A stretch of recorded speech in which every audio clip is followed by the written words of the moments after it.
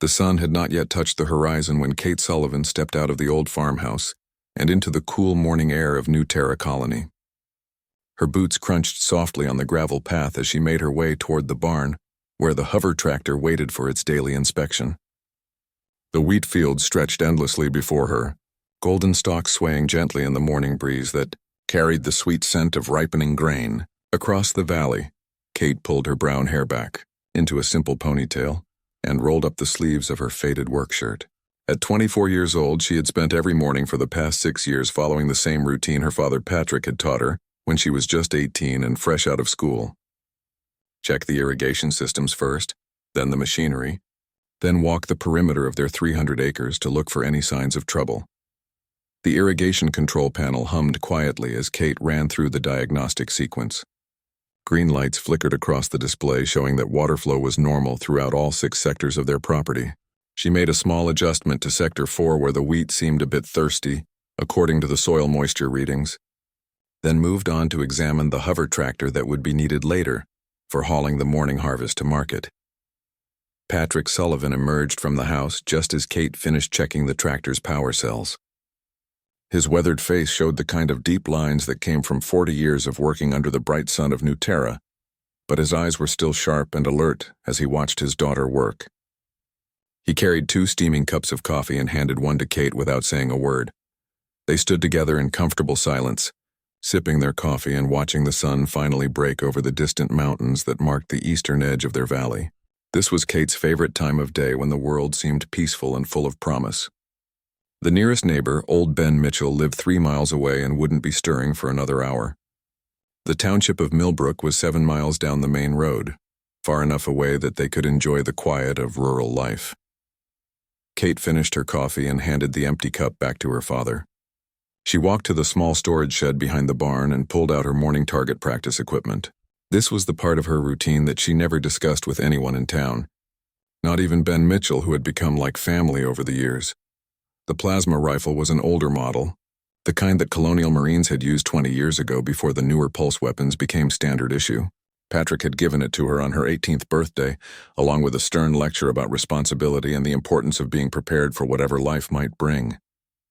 Most people in Millbrook assumed that farmers only needed basic hunting rifles for dealing with the occasional pest animal.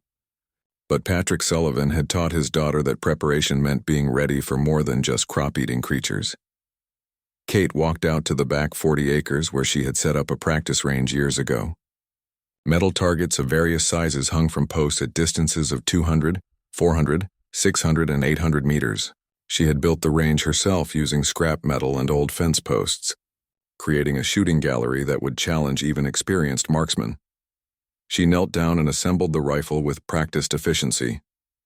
The weapon came together in her hands like pieces of a familiar puzzle, each component fitting perfectly into place. Kate checked the power cell charge, adjusted the scope settings, and settled into a comfortable shooting position. The first target was a bottle cap mounted on a post at 200 meters. Kate controlled her breathing, lined up the shot, and squeezed the trigger. The plasma bolt flew straight and true, vaporizing the tiny metal disc in a brief flash of blue light. She moved on to a larger target at 400 meters, then a smaller one at 600, and finally the most challenging shot of all, a coin-sized target at 800 meters. Each shot found its mark with precision that would have impressed military instructors. Kate had been practicing this routine for 6 years, rain or shine, and her accuracy had improved to the point where she rarely missed any target regardless of distance or size. The skill gave her a quiet confidence that she carried with her throughout the day, though she was careful never to let others see how deadly accurate she had become. After practice, Kate cleaned and stored the rifle, then returned to the barn to load the hover tractor with crates of wheat, corn, and vegetables that would be sold at the weekly market in Millbrook. Patrick helped her secure the cargo, and together they drove the 7 miles into town along the dusty road that connected their farm to the rest of civilization. Millbrook Township was not much more than a main street lined with shops, a small spaceport for cargo ships, and about 300 residents who made their living from farming or supporting the agricultural community. Kate had been coming to market here since she was a child, and she knew everyone by name. The familiar faces and friendly conversations made her feel part of something larger than just her own farm, Mayor. Helen Carter waved from the steps of the town hall as Kate and Patrick set up their produce stand in the market square. Ben Mitchell was already there selling vegetables from his garden, and he called out a cheerful greeting when he saw them arrive. Dr. Amanda Foster, the town's only physician, stopped by to buy fresh corn and to ask Patrick about his arthritis medication. Kate smiled and chatted with customers as they browsed through her produce, but part of her mind was always aware of her surroundings. She noticed the way people moved, the sounds of normal conversation, the rhythm of a peaceful community going about its daily business. This awareness was something else her father had taught her, though she had never fully understood why it was important. The morning passed quickly as Kate sold wheat to the local baker, vegetables to families stocking up for the week, and corn to Mrs. Dorothy Hayes, who always bought extra to feed the chickens she kept behind her house. Each transaction was accompanied by friendly conversation about weather, crops, and local news. Kate enjoyed these interactions with her neighbors, feeling connected to the community that had become her whole world. By noon, most of their produce had been sold, and Kate began packing up the remaining items. Patrick counted the money they had earned while Kate loaded empty crates back onto the hover tractor. It had been a good market day, and they would have enough income to cover expenses for another week, while also setting aside a small amount for future improvements to the farm. As they prepared to leave Millbrook and return home, Kate took one last look around the peaceful town square. Children played near the fountain while their parents finished shopping. Elderly residents sat on benches sharing gossip and enjoying the warm afternoon sun, and shopkeepers swept their doorsteps in preparation for closing time. Kate climbed into the hover tractor beside her father, and they began the journey home through the golden wheat fields that seemed to stretch forever under the blue sky of New Terra Colony. She felt content with her simple life, unaware that everything she knew and loved was about to be threatened by forces beyond her imagination. The quiet farm girl who could hit a bottle cap at 800 meters was about to discover that her hidden skills would soon be needed for something far more dangerous than target practice. The cargo vessel. Steady progress descended through the afternoon sky of New Terra Colony, like a metal bird seeking a place to rest. Its engines rumbled with the deep sound of a ship that had traveled far through the darkness between stars, and black smoke trailed from its exhaust ports as it approached. The small landing pad that served as Millbrook's connection to the wider galaxy, Kate looked up from weeding her vegetable garden as the ship passed overhead, shading her eyes against the bright sun to get a better look at the vessel. Cargo ships visited Millbrook every few weeks to pick up agricultural products and deliver supplies that the farming community could not produce for themselves. But something about this particular ship seemed different. Its hull was darker than most merchant vessels, and it moved with the kind of careful precision that suggested its pilot was more experienced than the typical cargo hauler. Inside the cockpit of the Steady Progress, Captain Rex Morrison studied the peaceful township below with cold calculation. His weathered face bore the scars of a violent life spent raiding shipping lanes and terrorizing isolated colonies throughout the Outer Rim territories. Morrison had spent 3 years building the Crimson Void Pirates into one of the most feared criminal organizations in known space, and now he was ready to expand their operations beyond simple ship-to-ship raids. The captain turned to address the 3 other people crowded into the small bridge of the stolen cargo vessel. Claire Voss, his second in command, was a woman whose beauty masked a ruthless nature that had earned her a reputation for cruelty, even among hardened criminals. Jake Turner, their demolitions expert, was a large man with thick arms and scarred hands who enjoyed destroying things almost as much as he enjoyed hurting people. Luis Rodriguez, the group's technology specialist, was hunched over a portable computer scanning local communication, frequencies and security systems. Morrison pointed at the peaceful farming community spread out below them and spoke in a voice that carried the authority of someone accustomed to being obeyed without question. These farmers represented exactly what the Crimson Void Pirates needed: an isolated location far from military patrols where they could establish a permanent base of operations, and a vulnerable population that could be controlled through fear and intimidation. The ship settled onto the landing pad with a hiss of hydraulics and cooling metal. Morrison and his crew waited several minutes before opening the cargo bay doors, giving their stolen vessel time to blend in with the normal traffic of a working spaceport. When they finally emerged, they appeared to be nothing more than another group of merchant, spacers looking to conduct routine business in a small farming town. Luis Rodriguez carried a tablet, computer, and wore the kind of casual clothes favored by traveling technicians, while Jake Turner dressed like a cargo handler with work clothes and heavy boots. Claire Voss had chosen a simple dress that made her look like a passenger rather than a criminal, and Morrison himself wore the plain coveralls of a ship captain conducting legitimate trade. The small group made their way from the landing pad into the main street of Millbrook, carefully observing everything around them, with the practiced eyes of predators evaluating potential prey. Morrison noted the absence of any law enforcement presence, the relaxed behavior of the local residents, and the general atmosphere of a community that had never experienced serious violence or organized crime. They stopped at the first business they encountered, a supply store owned by an elderly man named George Parker, who had been serving the farming community for over 20 years. Morrison approached the counter with a friendly smile and explained that they were merchants looking to establish regular trade routes with agricultural colonies in this sector of space. George Parker welcomed them warmly and spent nearly an hour explaining the local economy, the seasonal patterns of crop production, and the various products that Millbrook could offer to outside traders.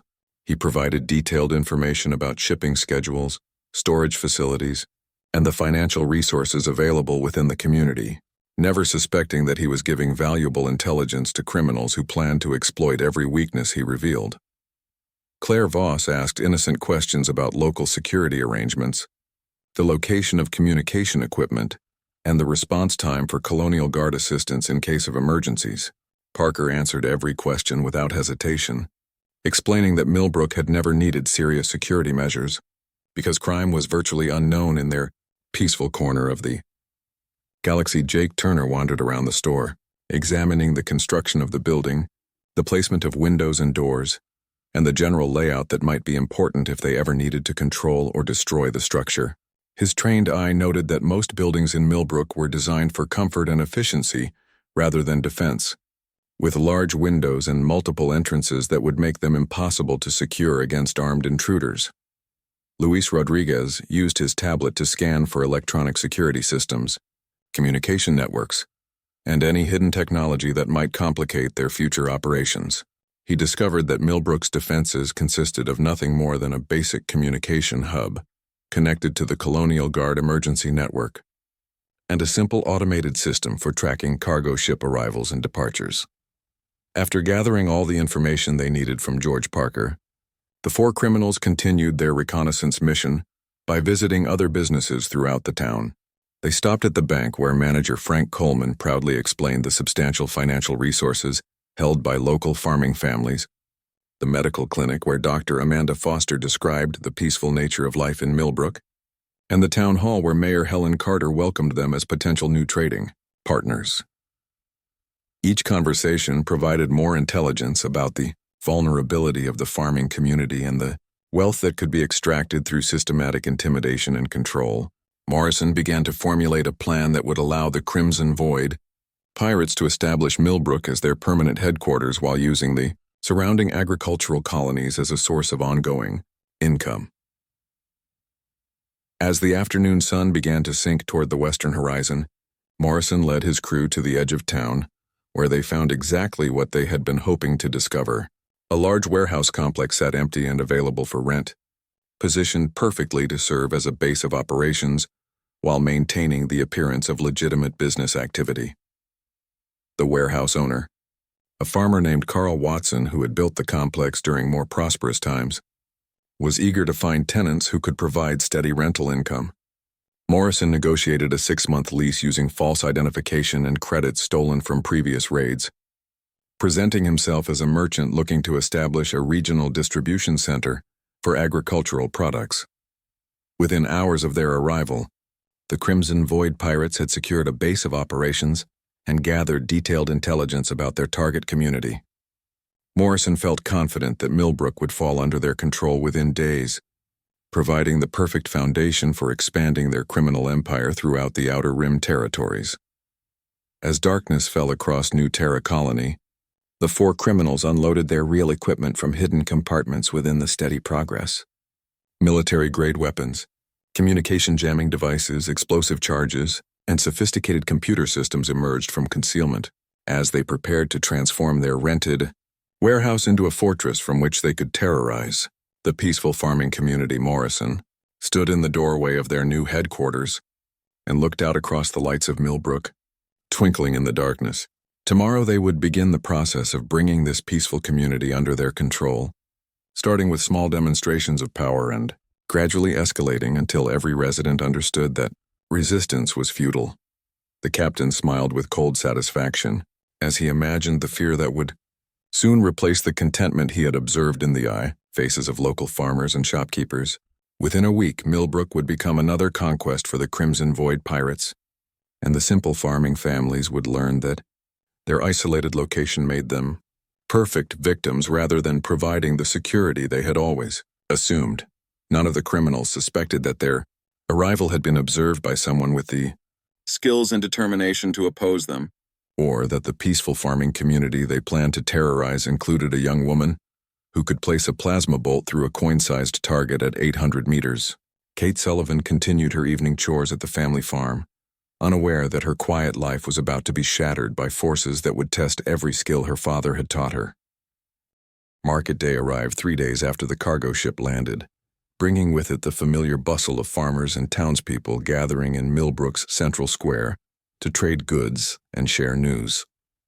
Kate Sullivan loaded her hover tractor with the usual selection of wheat, vegetables, and corn, but she noticed that her father Patrick seemed more watchful than usual as they made their way into town. The morning started normally enough with Kate setting up her produce stand in the same location she had used for years, arranging her goods in neat rows that would attract customers browsing through the weekly market. Ben Mitchell waved from his nearby vegetable stand, and Mayor Helen Carter stopped by to buy fresh corn while discussing plans for the upcoming harvest festival. Kate was weighing out wheat for Mrs. Dorothy Hayes when she noticed 4 strangers moving through the market with the kind of purposeful stride that seemed out of place among the relaxed atmosphere of rural commerce. The man leading the group wore plain clothes but carried himself with an authority that suggested military training, while the woman beside him surveyed the crowd with calculating eyes that missed nothing. The strangers approached Ben Mitchell's vegetable stand where the elderly shopkeeper was arranging his display of fresh tomatoes and green peppers. Kate watched as the leader of the group, a weathered man with cold eyes, began speaking to Ben, in tones too low for her to hear clearly, but she could see from the old man's body language that the conversation was making him uncomfortable. Ben Mitchell had been selling vegetables at Millbrook Market for over 15 years, and Kate had never seen him look nervous or uncertain when dealing with customers. The elderly farmer was known throughout the community for his gentle nature and willingness to help anyone in need, which made it particularly disturbing to see him backing away from the strangers as their conversation continued.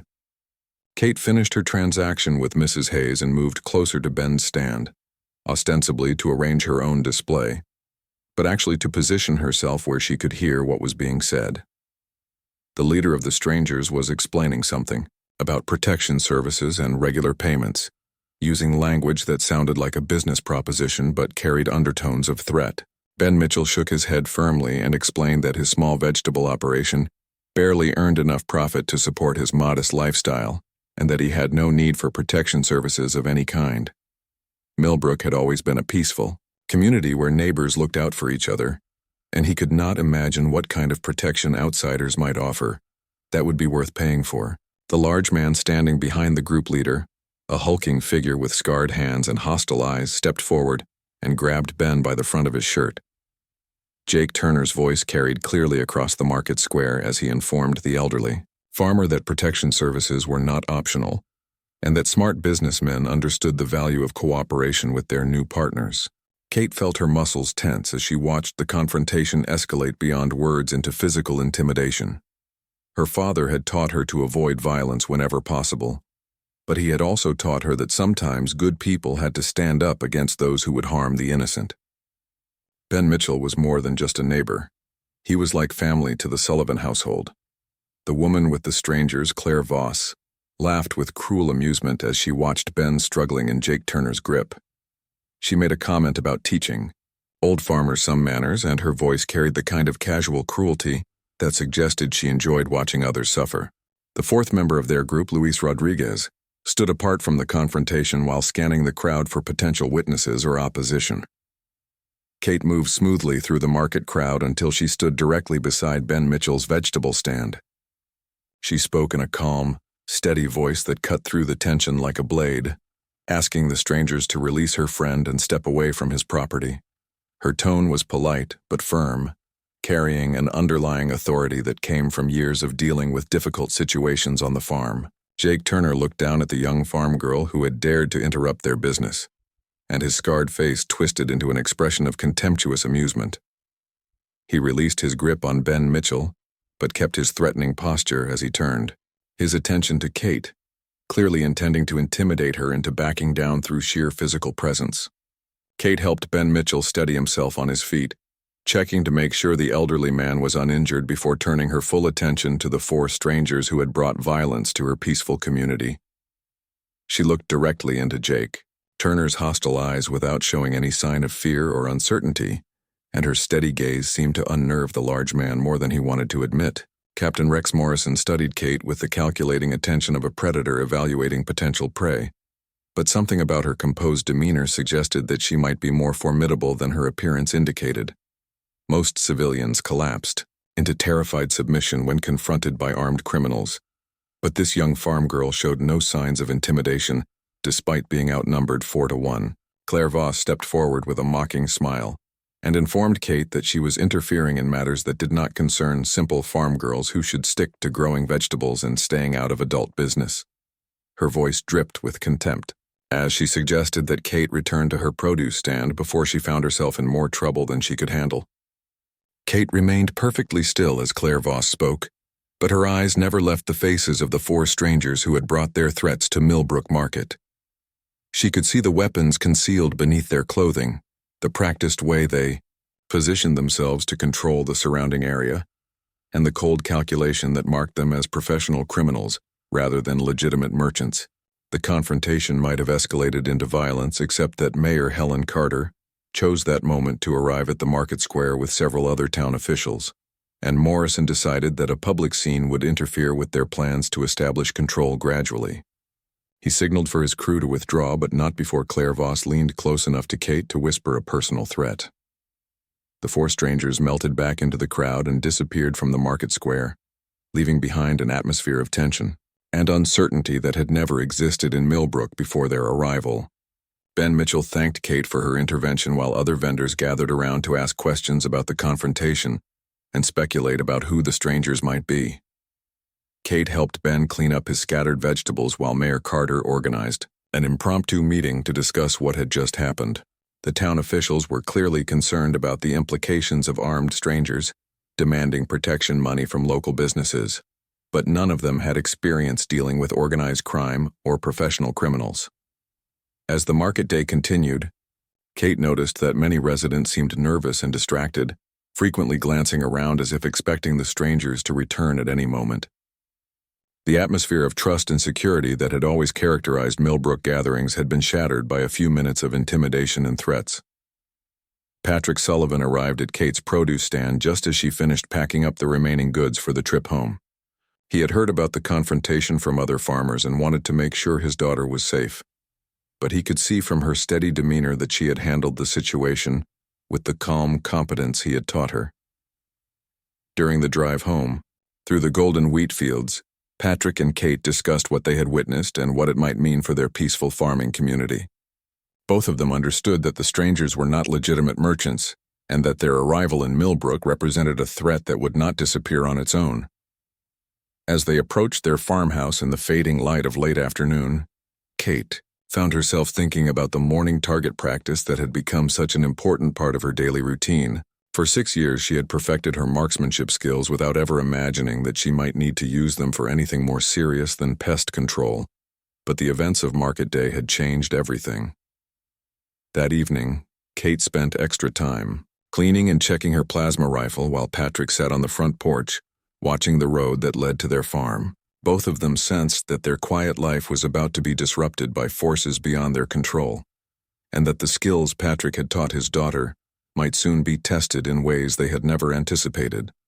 2 days after the market confrontation, The Crimson Void Pirates began their systematic campaign to bring Millbrook Township under their control. Captain Morrison had decided that subtle intimidation was taking too long, and that the farming community needed a more dramatic demonstration of what would happen to those who refused to cooperate with their new reality. Kate was checking her irrigation systems in the early morning when she heard the distant sound of explosions coming from the direction of town. The rumbling noise carried clearly across the quiet farmland, followed by the high-pitched whine of hover vehicles moving at dangerous speeds along the main road. Patrick emerged from the barn with his face set in grim lines, confirming that they were both thinking the same thing. The communication hub that connected Millbrook to the Colonial Guard emergency network had been destroyed during the night, along with the main power generator that supplied electricity to most businesses in the township. Luis Rodriguez had used his technical expertise to disable both targets with surgical precision, leaving the community isolated and vulnerable while making it clear that the strangers possessed military-grade equipment and training.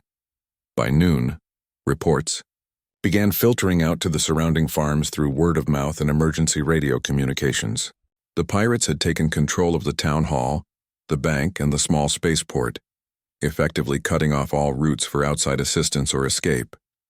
Mayor Helen Carter had been forced to call an emergency meeting in the school gymnasium, the only building large enough to hold the entire community. Kate and Patrick joined nearly 300 residents packed into the gymnasium, where Mayor Carter stood on the small stage normally used for school plays and graduation ceremonies. Her usually confident demeanor had been replaced by obvious fear as she explained that armed strangers were demanding tribute payments from every family and business in Millbrook. The terms were simple and non-negotiable, according to Captain Morrison's message delivered through intermediaries who had visited every farm and business during the morning hours. Each family would pay a monthly protection fee based on their estimated income, and any resistance or attempts to contact outside authorities would result in severe consequences for the entire community. Doug Peterson, a successful grain farmer who owned one of the largest operations in the valley, stood up from the crowded bleachers to voice his opposition to the demands. He argued that paying tribute to criminals would only encourage more exploitation, and that the community should organize resistance rather than submitting to extortion and intimidation. Kate watched Doug's impassioned speech with admiration for his courage, but she could also see the fear in the faces of families with young children who could not risk violent retaliation. The elderly residents seemed particularly vulnerable to threats, and many of them were already nodding in agreement with suggestions that cooperation might be safer than resistance. Mayor Carter explained that the nearest Colonial Guard outpost was 3 weeks away by the fastest available transportation, and that their emergency communications had been sabotaged beyond repair. Even if someone managed to reach outside authorities, it would take considerable time for help to arrive, and the criminals had made it clear that any attempt to seek assistance would trigger immediate violent reprisals. Dr. Amanda Foster spoke from her position near the front of the gymnasium, pointing out that the community medical facilities were inadequate to handle casualties from armed conflict. The small clinic had been designed to treat farming accidents and routine illnesses, not gunshot wounds or explosive injuries that might result from confronting professional criminals. The meeting continued for over 2 hours as residents debated their limited options and tried to understand how their peaceful farming community had become the target of organized crime. Some argued for immediate surrender to protect their families, while others insisted that paying tribute would only make them permanent victims of criminal exploitation. Kate listened to the arguments swirling around her while studying the faces of her neighbors and friends who were being forced to choose between their safety and their freedom.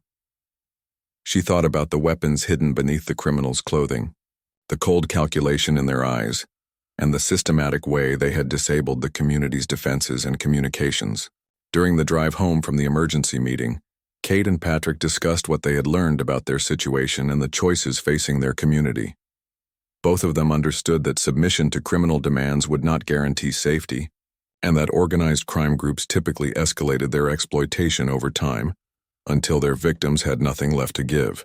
That evening brought the first direct attack on a family that had spoken in favor of resistance during the gymnasium meeting. Doug Peterson's farm was struck by what appeared to be systematic vandalism, but Kate recognized the professional nature of the sabotage when she heard the details from Patrick, who had driven over to offer assistance. Luis Rodriguez had used his technical skills to hack into Doug's automated irrigation system, triggering a massive water release that flooded his prize wheat fields just weeks before harvest time. The damage was precisely calculated to destroy months of work without causing permanent harm to the irrigation infrastructure, sending a clear message about the criminals' capabilities. Jake Turner had also visited the Peterson farm during the night to place small explosive charges that destroyed 3 pieces of expensive farming equipment. The demolitions were carefully designed to render the machinery useless without creating fires or explosions that might attract unwanted attention from neighboring farms. The morning after the attack on Doug Peterson brought a personal visit from Claire Voss to every farm and business in the Millbrook area. She traveled with 2 armed men who waited outside while she explained the new reality to each family, making it clear that cooperation was not optional and that further resistance would result in escalating consequences. Kate was working in her vegetable garden when the hover car arrived at the Sullivan farm, carrying Claire Voss and her escorts toward a confrontation that would test everything Patrick had taught his daughter about dealing with dangerous situations. She watched the vehicle approach while calculating distances and cover positions with the automatic precision of someone who had spent years studying tactical situations. Claire Voss stepped out of the hover car wearing expensive clothes that seemed out of place in the rural setting, but her cold eyes and confident demeanor marked her as someone accustomed to intimidating others through a combination of beauty and barely concealed violence. She approached Kate with a mocking smile that suggested she remembered their previous encounter at the market. The criminal explained that the Sullivan farm would be required to pay a monthly tribute of 2,000 credits based on their estimated agricultural income, and that failure to comply would result in the same kind of professional attention that had been directed toward Doug Peterson's operation. She made it clear that resistance was futile and that smart farmers would accept their new circumstances. Patrick emerged from the barn as Claire Voss was delivering her demands, and Kate could see from his body language that he was fighting to control his anger at seeing criminals threatening his daughter on their own property. His weathered hands clenched and unclenched as he listened to the tribute demands.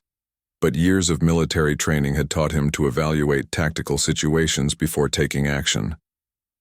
Kate stood perfectly still as Claire Voss finished her speech and waited for a response, studying the positioning of the armed escorts and the escape routes available if the situation escalated into violence. She could see that the criminals were confident in their ability to intimidate farmers, who they assumed would be helpless against professional criminals.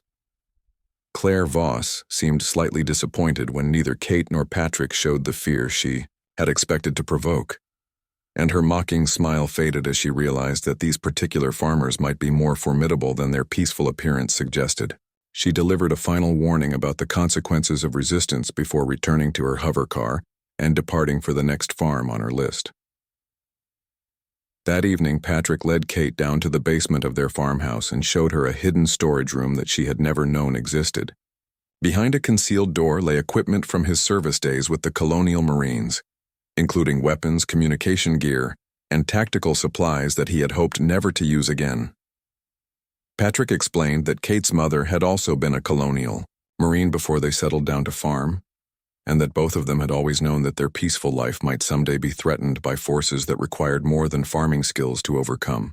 He gave Kate his blessing to use whatever methods might be necessary to protect their community, knowing that his daughter carried the skills and determination needed for the fight ahead.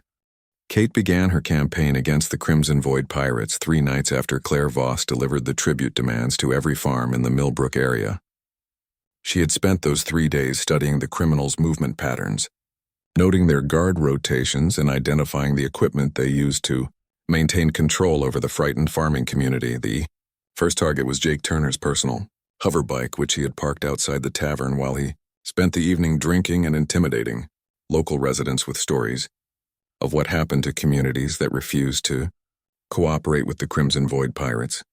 Kate positioned herself on a ridge 800 meters away and waited for the perfect moment to strike. Her plasma rifle felt familiar and comfortable in her hands as she lined up the shot through her scope, adjusting for wind speed and the slight downward angle of her position. The power cell of Turner's hoverbike presented a perfect target, small enough to require precision marksmanship, but large enough to ensure complete destruction of the vehicle if hit. Correctly, Kate controlled her, breathing and squeezed the trigger with a smooth pressure that had become automatic after years of morning practice sessions.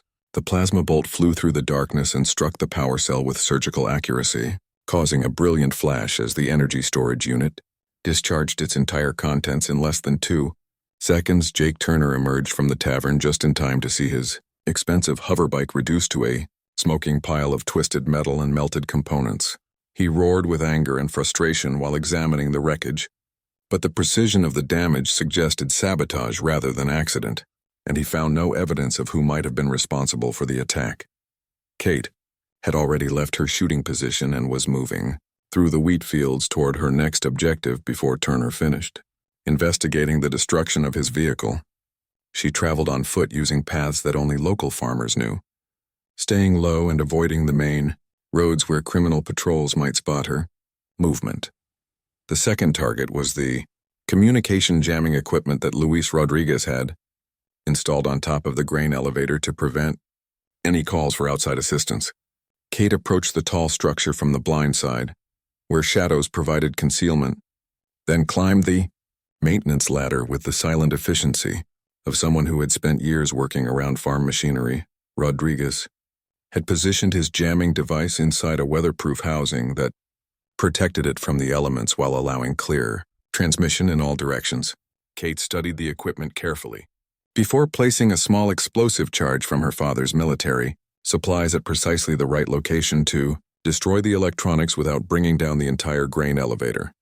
The explosion was barely loud enough to be heard over the normal sounds of a rural night, but it completely destroyed the jamming equipment and restored communication capabilities throughout the Millbrook area.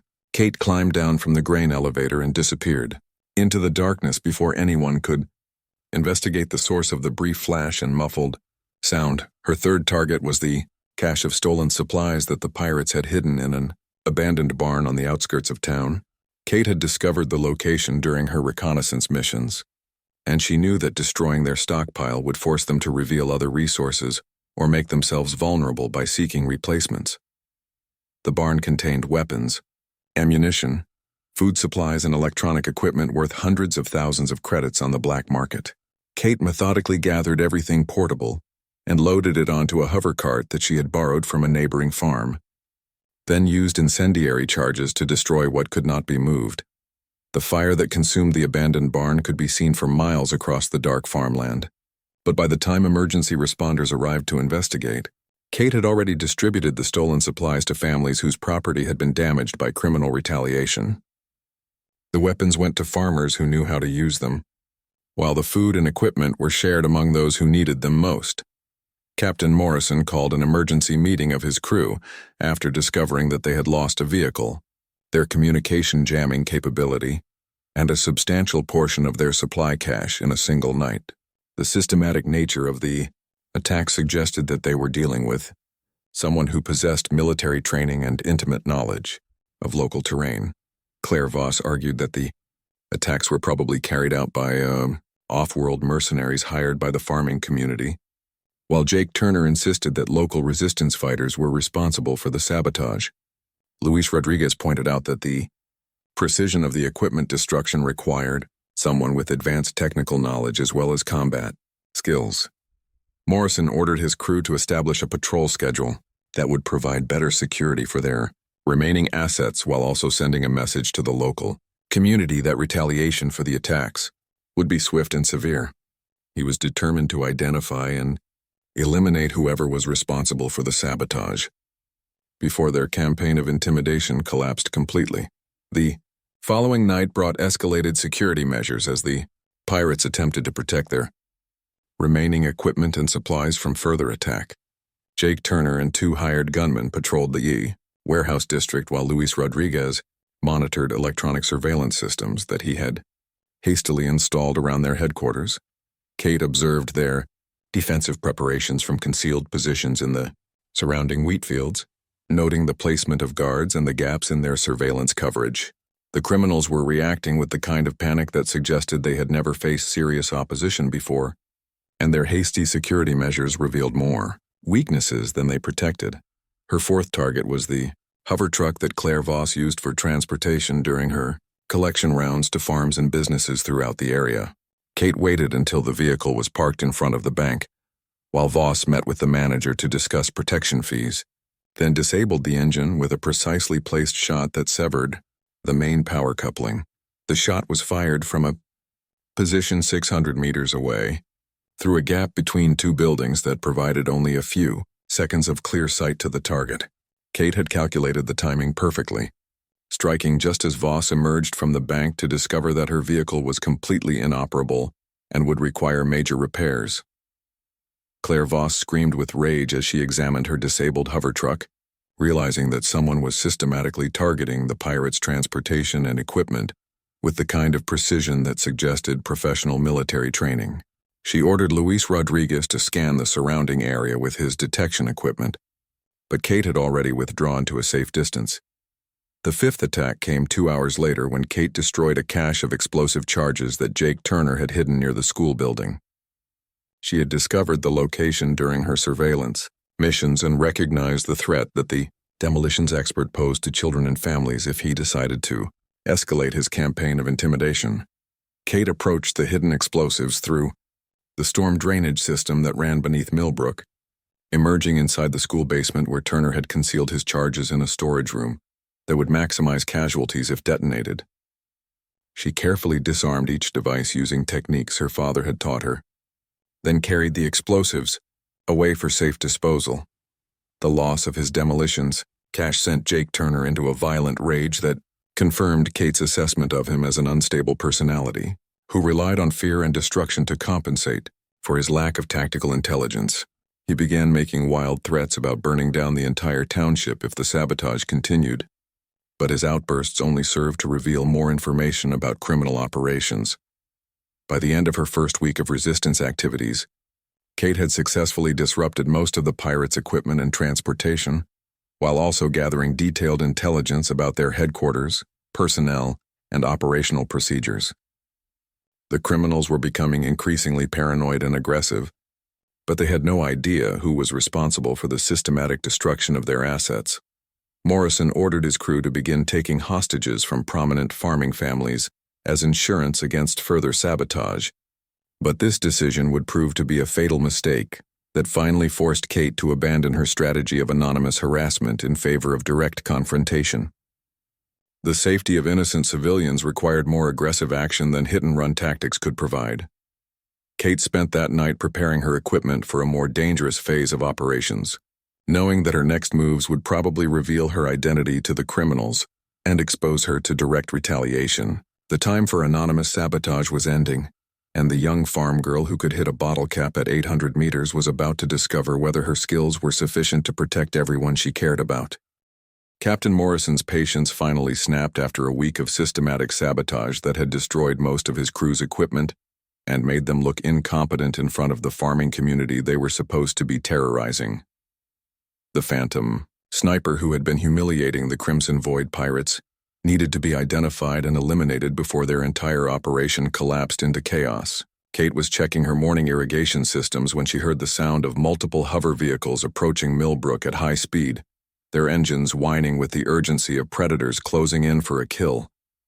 She climbed onto the roof of her barn to get a better view of the township and felt her blood turn cold when she saw armed figures surrounding the town hall.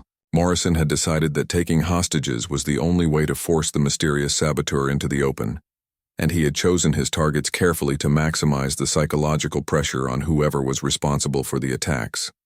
Mayor Helen Carter, Dr. Amanda Foster, elderly Ben Mitchell, and 6 other prominent community members were herded into the town hall at gunpoint, while Jake Turner wired explosive charges around the building.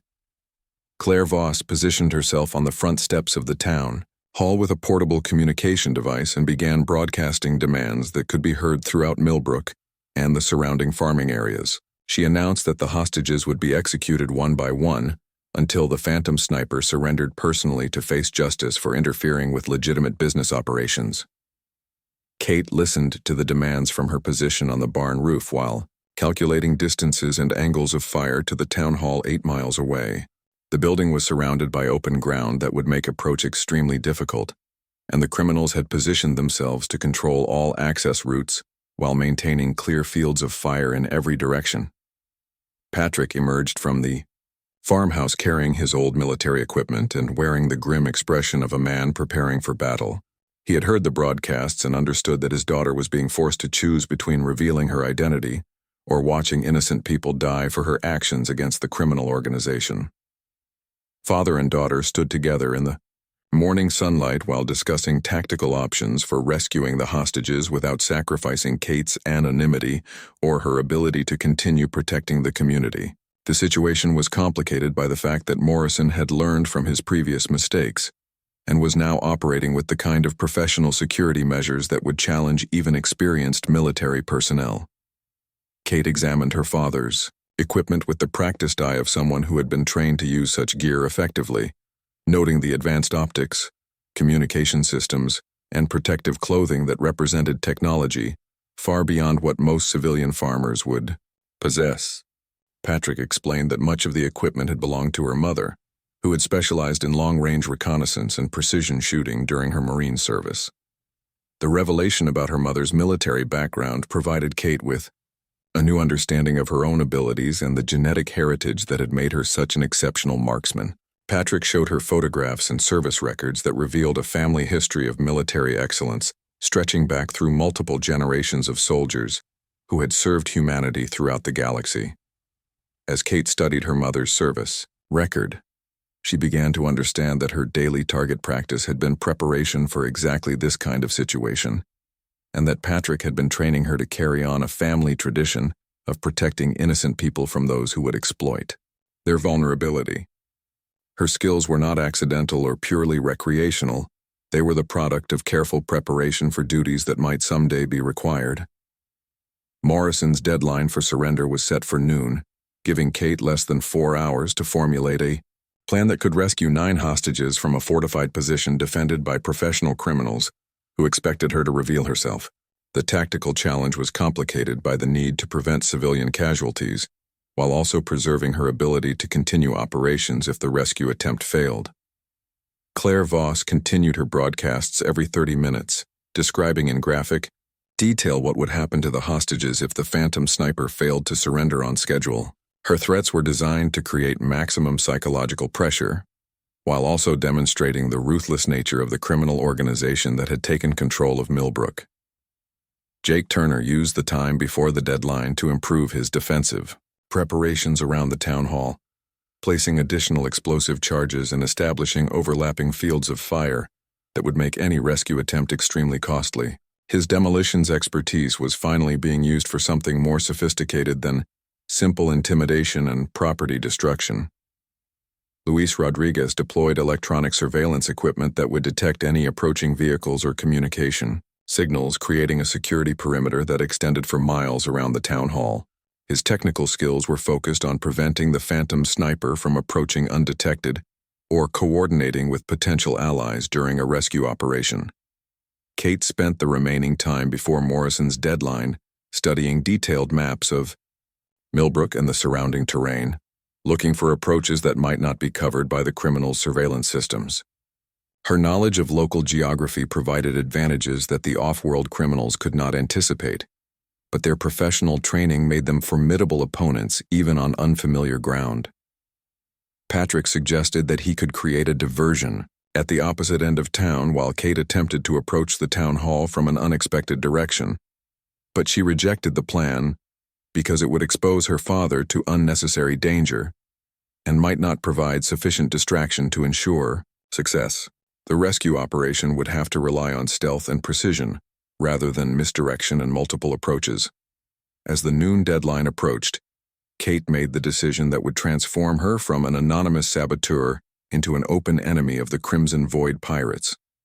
She gathered her equipment and prepared to leave the safety of her farm to attempt a rescue mission that would almost certainly reveal her identity and expose her to direct retaliation from Morrison's crew. The young woman, who had spent 6 years perfecting her marksmanship skills in secret, was about to discover whether those abilities were sufficient to save the lives of people she cared about, while facing opponents who possessed military training and substantial firepower advantages. Her peaceful life as a simple farm girl was ending, and her new role as protector of the Millbrook community was about to begin. Kate kissed her father goodbye and promised to return safely, knowing that she might be making commitments that circumstances would not allow her to keep. Patrick watched his daughter disappear into the wheat fields carrying her mother's equipment and his own prayers for her success, understanding that the next few hours would determine whether their community survived or fell completely under criminal control. The phantom sniper who had been terrorizing the Crimson Void pirates was about to become Kate Sullivan, and the criminals who had underestimated the determination and capability of simple farming people were about to learn that their greatest mistake had been threatening the innocent residents of a community that included someone willing and able to fight back with deadly precision. Morrison checked his chronometer and smiled with cold satisfaction as the noon deadline approached, confident that no civilian farmer would have the skills or courage necessary to challenge professional criminals in direct confrontation. He had no idea that his opponent was a young woman whose genetic heritage and training had prepared her for exactly this kind of tactical situation, or that his hostage strategy had finally forced her to abandon restraint in favor of decisive action. Dark clouds had been building on the horizon all morning, and by the time Kate reached the outskirts of Millbrook, the first drops of rain were beginning to fall from a sky that promised a serious thunderstorm. She smiled grimly as she realized that the weather would provide perfect cover for her approach to the town hall where 9 innocent people waited for rescue or death. Kate had chosen to approach from the north, where an old grain silo provided elevation and concealment within 600 meters of the target building. The abandoned structure had been built during Millbrook's early years when the farming community was smaller and more centralized, and its position offered clear sight lines to the town hall while remaining outside the surveillance perimeter that Luis Rodriguez had established. The climb to the top of the grain silo tested Kate's physical conditioning as she ascended the rusted maintenance ladder while carrying her mother's military equipment and her own precision rifle. Lightning flashed in the distance and thunder rumbled across the farmland as she reached the observation platform that would serve as her shooting position for the rescue operation. Through her rifle scope, Kate could see the defensive preparations that Jake Turner had made around the town hall during the morning hours.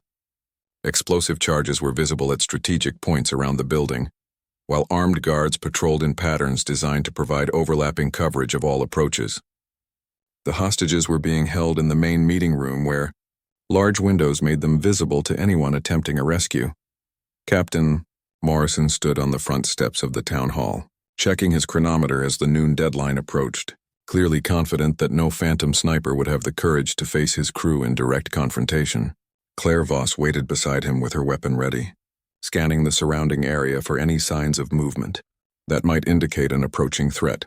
Kate controlled her breathing and settled into the shooting position that had become automatic after years of morning practice sessions, adjusting her scope settings for the increased range and accounting for wind conditions that were becoming more challenging as the storm intensified. The first shot would need to be perfect because it would announce her presence and eliminate any element of surprise. Luis Rodriguez emerged from the town hall carrying his electronic surveillance equipment, and Kate recognized the opportunity to disable the criminals' eyes and ears before beginning her systematic assault on their defensive positions. She lined up the shot carefully, aiming for the central processing unit of his detection system rather than Rodriguez himself. The plasma bolt flew through the rain and struck the surveillance equipment with surgical precision, destroying the electronic components in a brief flash of sparks and smoke. Rodriguez stumbled backward in shock as his expensive detection gear was reduced to useless scrap metal, leaving the criminals blind to Kate's exact position.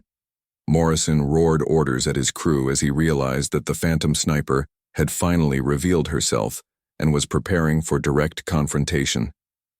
Jake Turner ran toward his prepared demolitions, while Claire Voss attempted to spot the muzzle flash from Kate's rifle through the increasingly heavy rain that was beginning to limit visibility. Kate's second shot targeted the explosive charges that Turner had placed near the building's main entrance, calculating that their destruction would eliminate the greatest immediate threat to the hostages, while also demonstrating her ability to strike targets with impossible precision.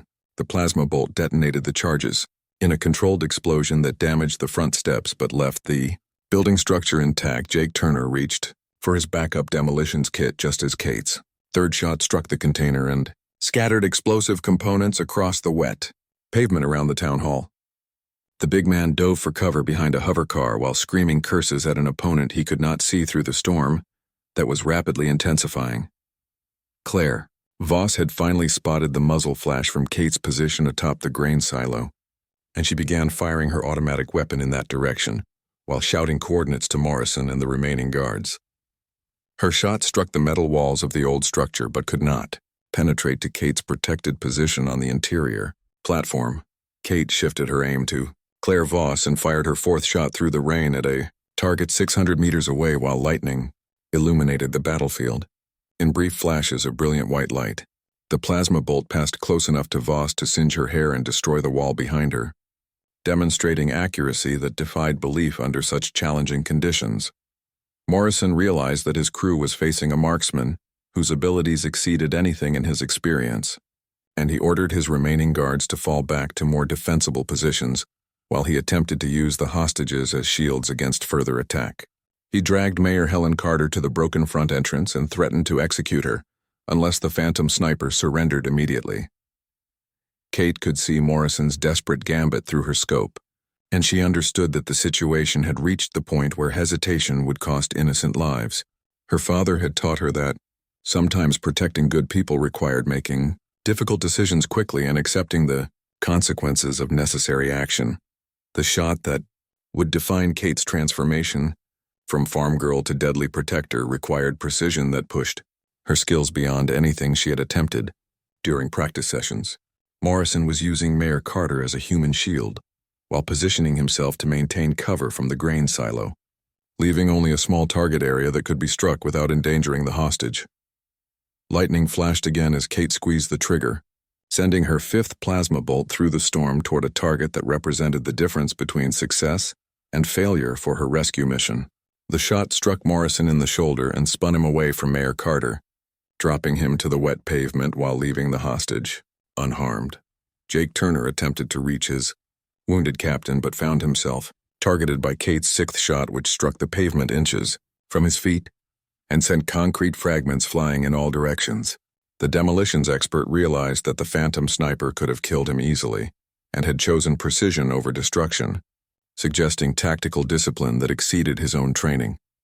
Claire Voss made one final attempt to eliminate Kate by charging toward the grain silo while firing her automatic weapon, but her approach was stopped by a plasma bolt that destroyed her weapon and sent her diving for cover behind a delivery truck.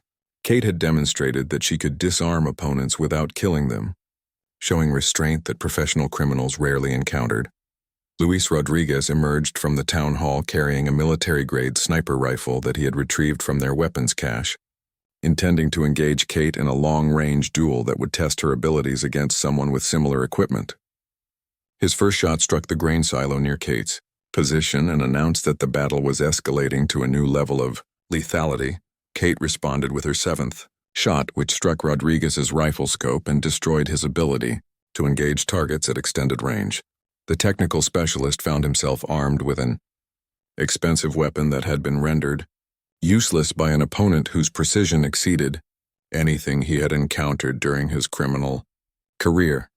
The thunderstorm reached its peak intensity as Kate prepared for what might be her final shot of the rescue operation. Morrison was wounded but still dangerous, and he had begun dragging himself toward the town hall entrance, where he could threaten the remaining hostages if she did not finish him quickly and decisively.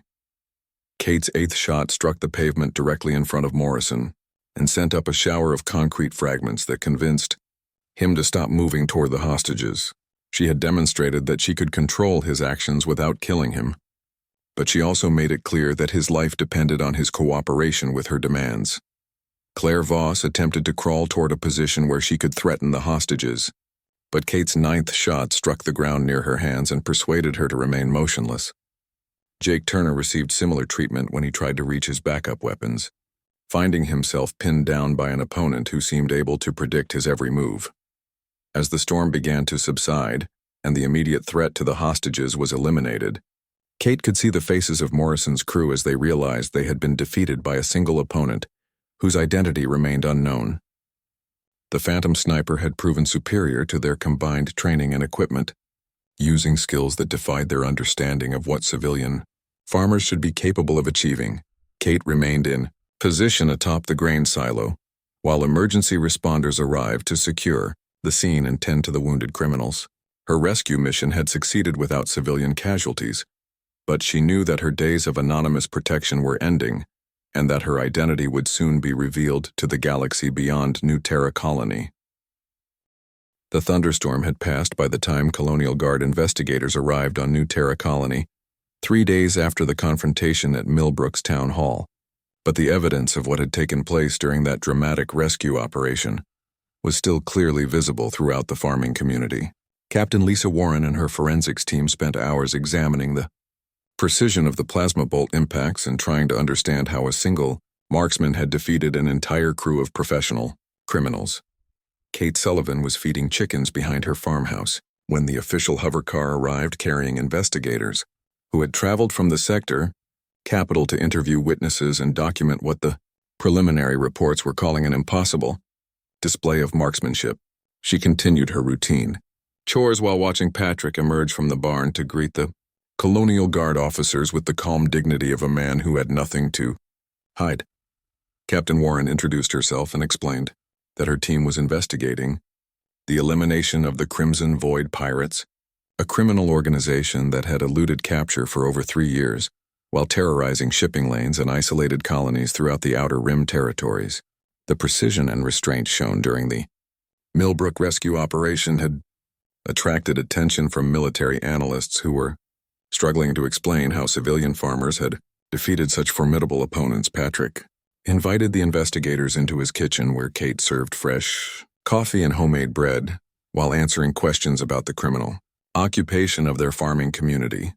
She spoke in the same calm, steady voice that her neighbors had always known, describing the tribute demands and intimidation tactics without mentioning her own role in the resistance activities that had preceded the final confrontation.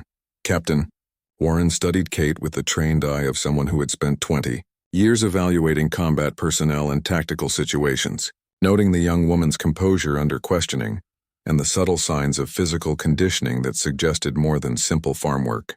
The investigator had reviewed preliminary forensics reports that indicated marksmanship abilities exceeding military academy standards. The official interview continued for over an hour as Warren gathered testimony about the criminal activities and the systematic sabotage that had weakened the pirates before their final defeat at the town hall. Kate provided detailed information about the criminals' equipment and tactics, while carefully avoiding any admission of personal involvement in the resistance operations. Luis Rodriguez, recovering in the Millbrook Medical Clinic from his encounter with the Phantom Sniper, had provided investigators with a professional assessment of his opponent's capabilities that defied belief. The captured criminal insisted that he had faced someone with military training and equipment far beyond what any civilian farmer should possess, but his testimony was colored by humiliation and wounded pride. Captain Warren concluded the formal interview and asked to examine the Sullivan Farm's security arrangements, explaining that Colonial Guard protocols required assessment of potential defensive capabilities in communities that had experienced criminal activity. Patrick agreed to the request and led the investigators on a tour that revealed far more than Kate had intended to show. The hidden basement cache of military equipment was discovered during Warren's systematic examination of the farmhouse, and Patrick made the decision to reveal his own service record rather than attempt to conceal evidence that would eventually be found anyway. The colonial marine gear represented technology and capabilities that explained some of the tactical advantages demonstrated during the anti-pirate operations. Kate listened as her father described his military service and her mother's career as a marine sniper, understanding that their family history was no longer a private matter, but evidence in an investigation that would determine how the galaxy viewed the events at Millbrook. The revelation connected her abilities to a genetic and training heritage that made her skills seem more plausible to skeptical investigators. Captain Warren examined Kate's practice range in the back 40 acres and found evidence of marksmanship training that had been conducted with systematic precision over many years. The target stands and impact patterns revealed someone who had achieved accuracy levels that exceeded standard military qualifications, and the forensics team began to understand how the Phantom Sniper had acquired such deadly skills. The plasma rifle that had been used during the rescue operation was submitted for ballistics analysis that confirmed it as the weapon, responsible for all the precision shots documented throughout the investigation. Kate's fingerprints and DNA evidence provided final confirmation of her identity as the Yao Phantom Sniper who had single-handedly defeated the Crimson Void pirates. News of the farm girl marksman spread rapidly through Colonial Guard communication networks and eventually reached the attention of Galactic Defense Council recruiters who were constantly searching for exceptional talent. Kate received offers to join elite military units, attend prestigious academies, and pursue careers that would have taken her far from the wheat fields of New Terra Colony. Admiral Robert Stone himself traveled to Millbrook to personally offer Kate a position with the Special Operations Command, explaining that her demonstrated abilities represented exactly the kind of talent needed for humanity's most challenging military missions. The offer included advanced training, significant financial compensation, and the opportunity to serve alongside the galaxy's most elite warriors. Kate listened politely to every offer and recruitment pitch, but her answer remained consistent throughout weeks of attention from military representatives and media correspondents who wanted to document the story of the simple farm girl who had achieved impossible accuracy. She thanked everyone for their interest but explained that her place was on New Terra Colony, helping to protect the farming community that had become her responsibility. Mayor Helen Carter organized a celebration dinner to honor Kate's heroism and to mark the return of peace to Millbrook Township. But the guest of honor insisted that the event focus on community resilience rather than individual achievement. Kate understood that her actions had been successful only because they were supported by neighbors who had provided information, resources, and moral encouragement during the difficult weeks of criminal occupation. Ben Mitchell presented Kate with a hand-carved wooden plaque recognizing her service to the community, while Dr. Amanda Foster spoke about the courage required to risk everything for the safety of others. The celebration reflected the values of rural people who understood that individual heroism was meaningless without the foundation of community cooperation and mutual support. Patrick Sullivan watched his daughter accept the recognition of her neighbors with the same quiet dignity she had always shown, knowing that Kate had found her true calling as a protector of innocent people who wanted nothing more than to farm their land in peace. Her decision to remain on New Terra Colony represented a choice to use her extraordinary abilities in service of ordinary people who deserve to live without fear. The weeks following the celebration brought a return to normal routines as Kate resumed her daily schedule of irrigation checks, equipment maintenance, and morning target practice. The plasma rifle that had defeated the Crimson Void pirates was cleaned and stored with the same care she had always shown, ready for use if threats ever again menaced her peaceful farming community. Young people from neighboring farms began visiting the Sullivan property to ask about marksmanship training, and Kate found herself teaching the next generation of rural defenders how to protect their families and communities. Her students learned not only precision shooting but also the principles of restraint and responsibility that separated protectors from criminals. The story of the farm girl who had eliminated a notorious criminal gang spread throughout human space and became part of the mythology that surrounded humanity's expansion into the galaxy. Other species learned that humans were remarkable not despite their humble origins, but because of the determination and capability that could emerge from the most unlikely sources. Kate Sullivan continued to sell wheat and vegetables at Millbrook's weekly market, greeting customers with the same friendly smile she had always shown, while knowing that her neighbors now understood the deadly skills hidden beneath her peaceful demeanor. She had become a symbol of humanity's greatest strength, the willingness of ordinary people to become extraordinary when circumstances demanded courage and sacrifice. The galaxy had learned that simple farm girls could be the most dangerous opponents that professional criminals would ever face, and that humanity's defenders came in forms that enemies would never expect or understand. Kate had proven that the greatest warriors were often those who preferred peace, but possessed the skills and determination to fight, when fighting became necessary for protecting the innocent.